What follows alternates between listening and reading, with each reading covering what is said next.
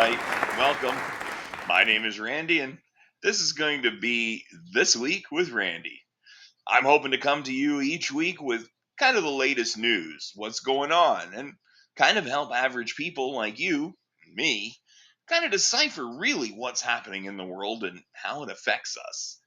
Now, there is so much to talk about. I mean, let's face it, being a Canadian, obviously our biggest concerns right now are the snap election by our premier here in Ontario, as well as our lame duck Prime Minister Justin Trudeau. Then, well, there's also our friends to the south. Now, I've heard some interesting ways that they refer to their president elect, and I think my favorite probably is hashtag dementia dawn. All of this talk about taking back the Panama Canal and taking on Greenland and as another U.S. state, and yeah, and of course then the tariffs. This is probably the real one, the scary one, to be honest. I mean, they want to make Canada the 51st state, and that's irrelevant. That's just noise to distract you. The scarier part about all of this is the tariffs that he's talking about. 10% to China, 25% to Mexico, 25% to Canada. Okay, I understand that he needs to do what he needs to do to protect his country, and absolutely, I would expect that our prime minister would do whatever it takes to protect us as Canadians, to protect our finances, to protect our jobs, protect the whole economic system. However, Trump's views on how that happens is so wonky, right? Part of it is the fact that our borders are too easy and they keep focusing on fentanyl. Okay, so we're going to address that. The other thing he keeps talking about is how this trade deficit that we have is the Americans basically sponsoring Canada, supporting us, like they're just giving us this money. This $200 billion, or is it a million, or yeah, billion, right? It's $200 billion trade deficit. It's not a surprise. This is not new. We are 1/10 of their population. There is no conceivable way that Canada can import from the States as much as we export. They need 10 times our stuff than we need of theirs. And this is what it is. I mean, they're not sponsoring us, they're not supporting us. Um, they're supporting us through trade of goods. It's not like we're saying, okay, well, you fell $200 billion short, so here's $200 billion. That's not the way that it works. You purchased $200 billion worth of goods. That's not sponsoring or funding Canada. That's buying goods that we sell. You're 10 times our size. Of course, you're going to buy more from us than we buy from you. We have what you want at good prices. Almost kind of like Walmart. It's simple. But trade does have to flow two ways. But we don't consume as much from them as they do from us. So of course, there's going to be an imbalance. And the same with Mexico. They don't have the population that the States has. So there's going to be an imbalance or a trade gap. But we work that out in different ways. We have wide, unprotected, well, more or less, let's say. It's not that it's not protected, but we call it an unprotected border because, well, we don't have a wall. Sorry, Mexico. We don't need one. We are brothers and sisters and cousins to those of them in the States. The line between Canada and the States is an imaginary thing. It's there strictly to say, hey, this is what's ours, and this is what's yours. Okay? It doesn't make us any different.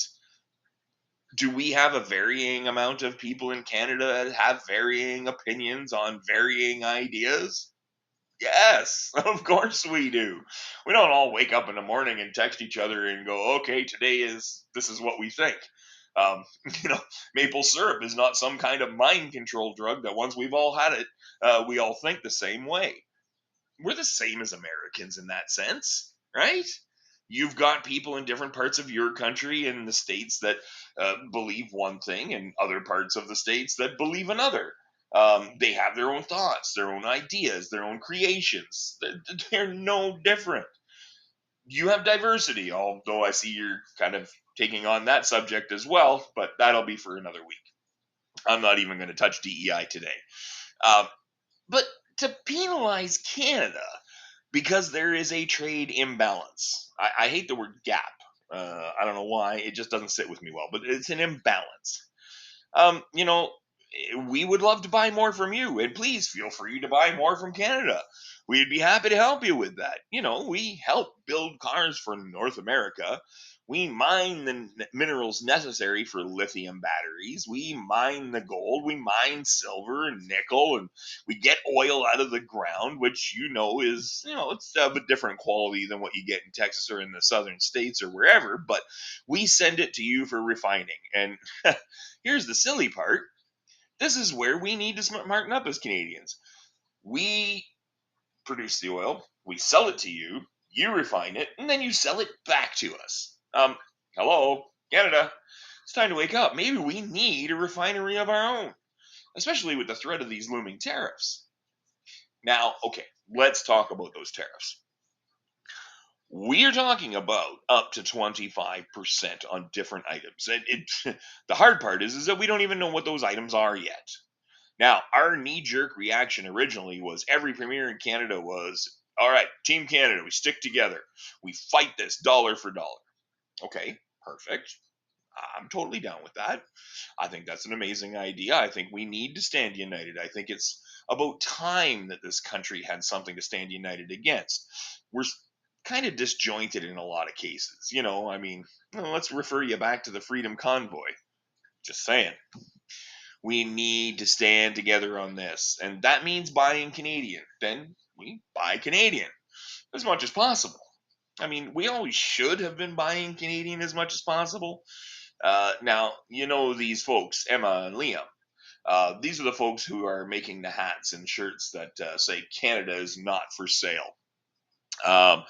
Good on you. Well done. That is entrepreneurship at its finest. You saw an opportunity, you jumped on it, and you have displayed to the rest of the Canada exactly the difficulty in being a self-supported country, right? Because we haven't built that infrastructure. We relied on trade. Having to do everything in Canada, wow, that's your biggest struggle. Finding hats that were actually made in Canada, not in China, not in Indonesia, not in America, but in Canada. Then enough embroidery equipment to be able to fill those orders and get those shirts and hats and toques all printed and sent out. I will tell you that the moment I was able to figure out where to buy those, I placed my order. Was it pricey? Well, yeah, of course. I bought 2 hats, one for myself and one for my spouse. And yeah, I will say that I have not spent that much on a hat. However, this hat has a point. Actually, it has multiple points. One of the points is that I want people to understand that I am Canadian. Remember those old Molson commercials with Joe? I am Canadian. Well, I am Canadian, and my country is not for sale. And we will remain to be Canadians. Lumberjacks, maple syrup, diversity, oil, gold, and all of that. All of what makes us Canadian. Our traditions, which we will talk about in another week as well. But those folks have demonstrated how hard it is to focus on a purely Canadian solution for some of the things that we've relied on so much due to trade with other countries. This trade tariff might just be the key to Canada finding its path to stand on its own 2 feet and then work with others. Emma and Liam did it. We can too, right? There is an entire world, 150 plus odd countries in the world that we could trade with. I mean, yeah, there's a few of them that are excluded. We're we're not going to do a whole lot of business with them. However, they are all out there and they're already expressing interest in doing more business with our country because they realize the value that Canada has and that we are now looking to increase our global trading. President Trump talks about this trade deficit, but it was created by the US. They keep wanting to buy more of our products, and then they want more of what we have to offer, and then they expect us to be able to do the same in return.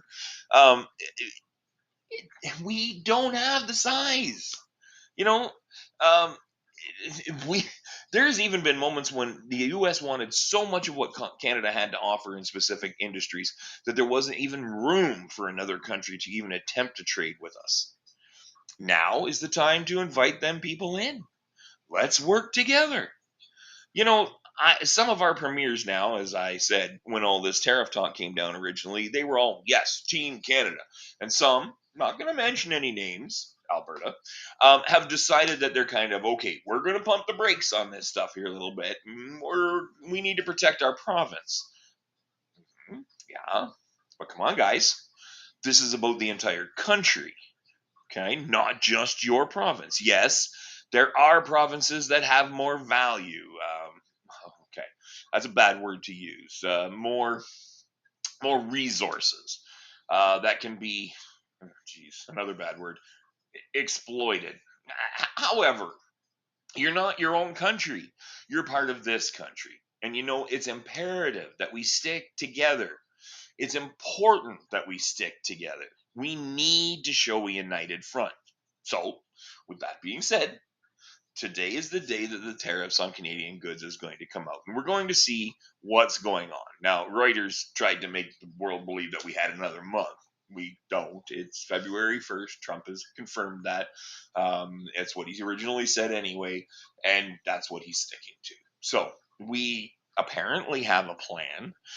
Our good friend here in Ontario, Doug Ford, Captain Canada, he's ready to turn off electricity to some Americans. Isn't that really where the real issue is? Isn't it? I mean, this isn't about Donald Trump and Justin Trudeau and premiers and mayors. Oh, by the way, congratulations to all the border mayors that formed an alliance. Well done on you for taking some action. I love it. However, what this is all about is it's all about us. Our government now has to respond in kind to another government. Those two governments are going to battle back and forth with words as a trade war. And they're going to use tariffs and money instead of bombs. They're going to use dollars instead of bullets. They're going to use cents instead of grenades. But who suffers? We do. And not just we, as in Canadians. We, the average person in either of these countries. What about that wonderful older couple in Connecticut who sit on their porch each evening? They enjoy a beautiful cup of tea under a beautiful moon. Their porch light is on. You know, it's a beautiful scene. It's Norman Rockwell. They made that tea using Canadian electricity. That porch light is on because of Canadian electricity. That same couple exists all over Ontario. I am that couple. My wife and I. We will enjoy a beautiful tea in the evening and watch the moon and, wave to our neighbors as they pass by. And we enjoy Canadian electricity. That couple in Connecticut, that's no different than us, did nothing wrong. They're caught in the middle of a trade war. Like I said, there's no bullets, there's no grenades, there's no bombs. This is all about pride, money, greed, power, the art of the deal. Anybody remember that? Right. That came from Trump, didn't it? The art of the deal. That's all this is to him. It's his thinking on this. It's just about dollars and cents. He says, oh, we're protecting American jobs and everything like that. Please go explain that to the couple in Connecticut who can now not make a tea and are sitting in the dark. What do you have to say to them? That's the price we pay for freedom. Nonsense. Knock that off. It's not what this is about. This isn't about freedom. This is about you, your president, being able to bully countries all over the world. It's not just us, right? Greenland. Greenland's had enough of his horse nonsense. Well, they're not going anywhere. Yes, you have a military base there, and with it, it's worked for this many decades, and it will continue to work if you leave it alone. Do you want or need more cooperation from them? Fine. Have some talks. Sit down with a cup of tea, a coffee, hell, a beer, or kak. I hope I pronounced that right. That's a traditional Greenland alcohol. Get to know these people. What do they need? What do you have? What do you need? What do they have? Find the common ground. That's how the world has worked in past. Now we're just turning into being selfish and bullying. I want, I want, I want, I want, and I'm going to take it. Sorry, that's not the world I grew up in. That's not the world most of us grew up in. And that's not the way things have to work. Or at least they shouldn't, right? It's like going downtown and going to the ATM and you pull out a little bit of money because, it's nice to have a little cash in your pocket. You may not have much. You may be like me. And hey, if you got a 20 in your pocket, you're rich that day. And then somebody coming and taking it from you. How's that fair? How is what President Trump is doing fair to the folks of Greenland, to the folks of Canada and Mexico and Panama? I mean, look, let's talk about Panama. There was a deal struck. I believe it was in 77. I don't know. My dates might be a little bit off. I mean, come on. I'm over 50 and I took this history a long time ago. But there was a deal struck in 77 ish. And the U.S. maintained control of the canal until the late 90s. At that time, everything was handed back to the Panamanians. Why? Because it's theirs.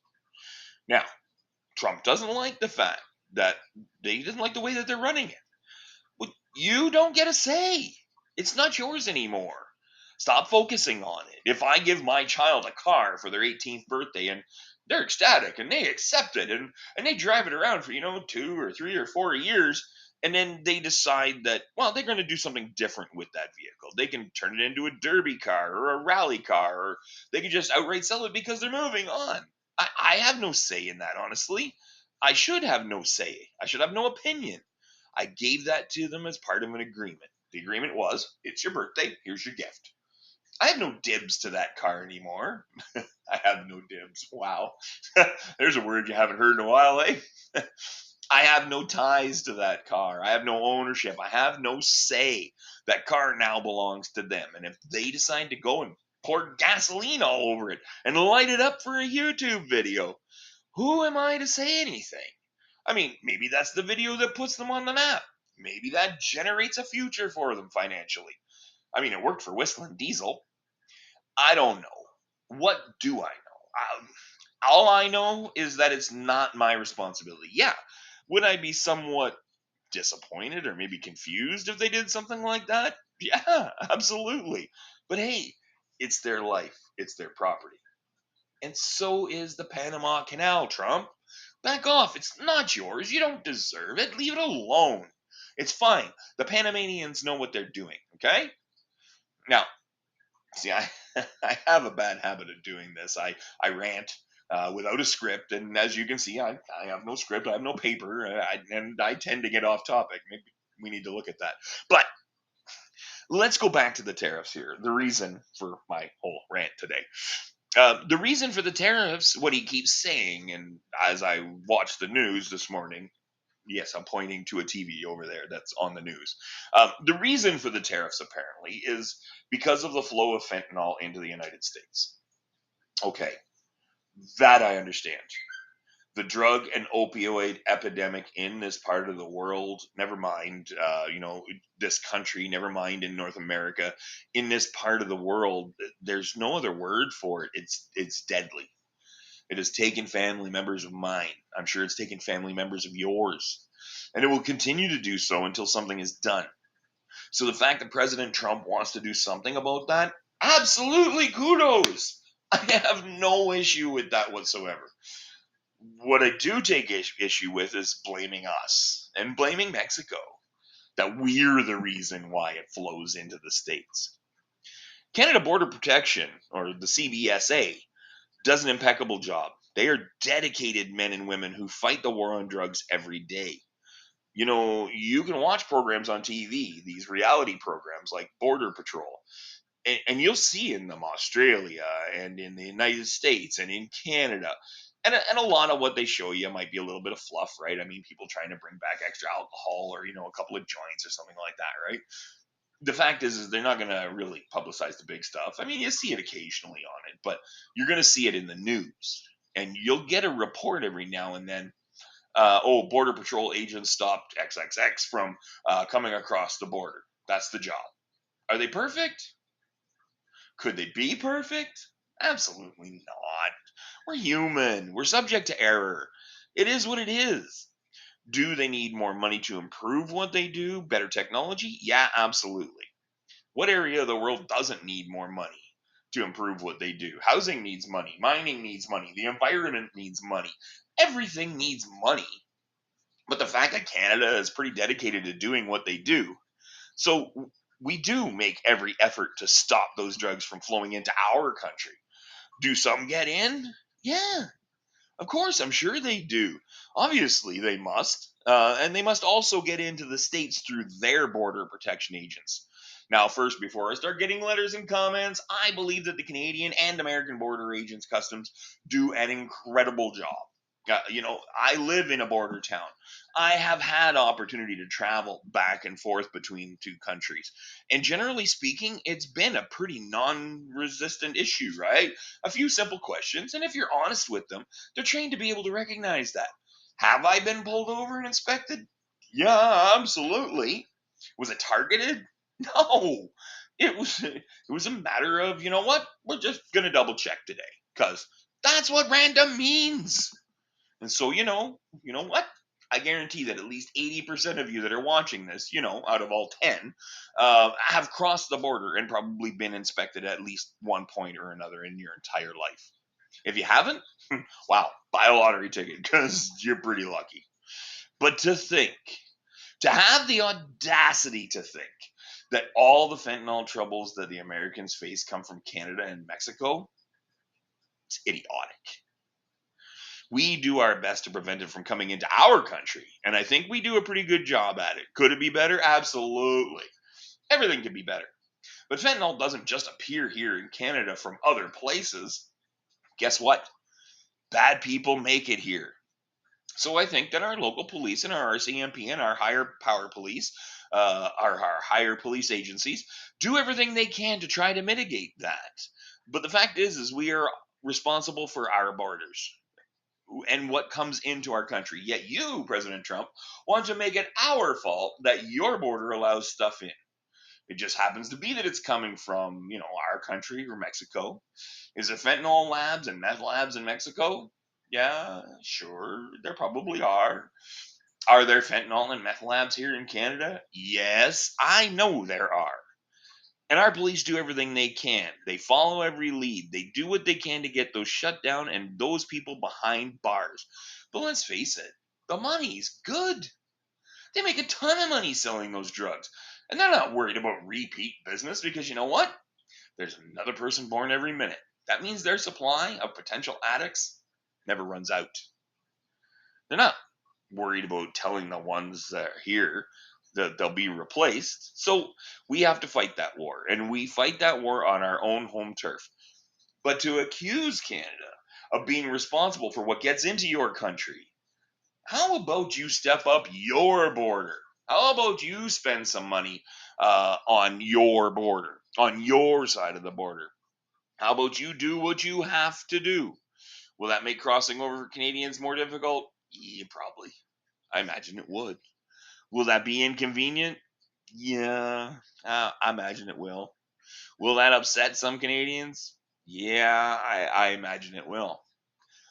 But focus, folks. If that's what it costs us, then that's what it costs us. I personally want to continue to do trade with America.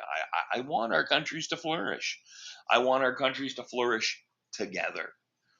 I think that it would, but cooperation is the key, not bullying and tariffs and heavy handed tactics. However, being Canadian doesn't always mean saying I'm sorry. Sometimes being Canadian means standing up and throwing a punch.